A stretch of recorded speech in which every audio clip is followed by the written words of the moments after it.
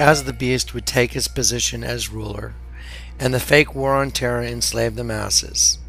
The beast would rise to power out of nowhere, and he would rise to power on a global scale.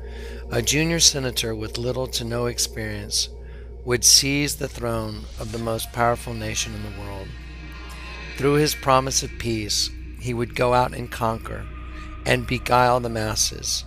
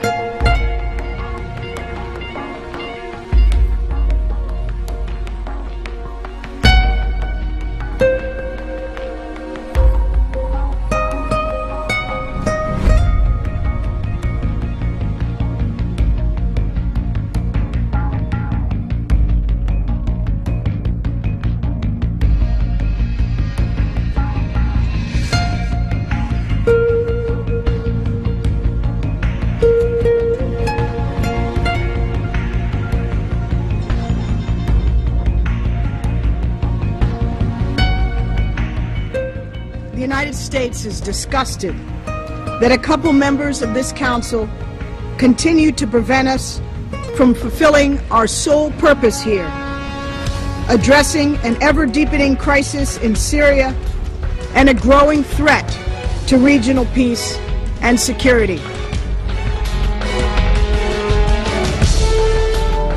Even more shameful when you consider that at least one of these members continues to deliver weapons to Assad. The new ruler of the kingdom divided would even scoff at the Most High God, Yahweh.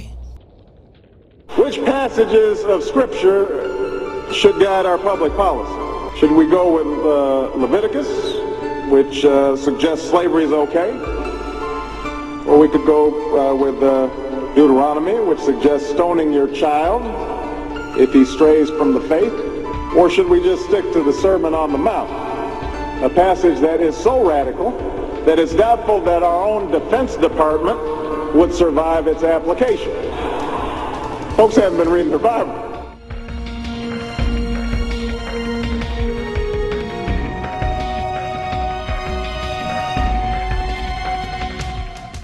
To understand the significance of the destruction of the Twin Towers, one must first understand the reality of the two different species growing together like twins. The parable of the wheat and the weeds in the book of Matthew illustrates the two different species growing together.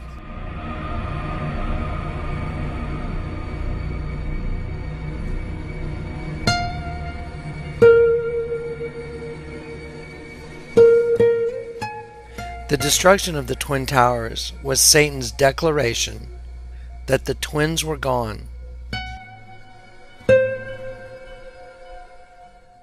and that the two had become one, as evidenced by the building of the One World Trade Center. The One World Trade Center's architecture represented an upside-down seed joined together with the right-side-up seed, thus forming the new race in one new body, thus representing the forming of the completed human race in the form of a hive controlled by the spirit of Satan. As God himself had taken on human flesh in the form of Jesus Christ, Satan himself would also take on flesh in the second beast, Barack Obama.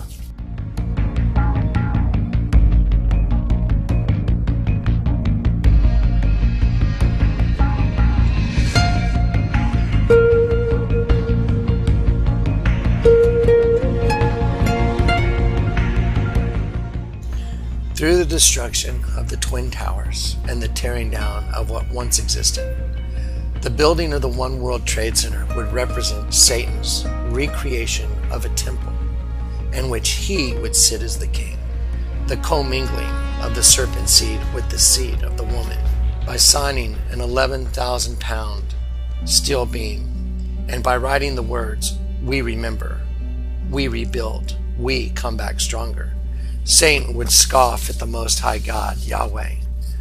The statement would reflect Satan's defiance towards God by claiming his temple had been rebuilt and that the two had become one through the intercourse with human women.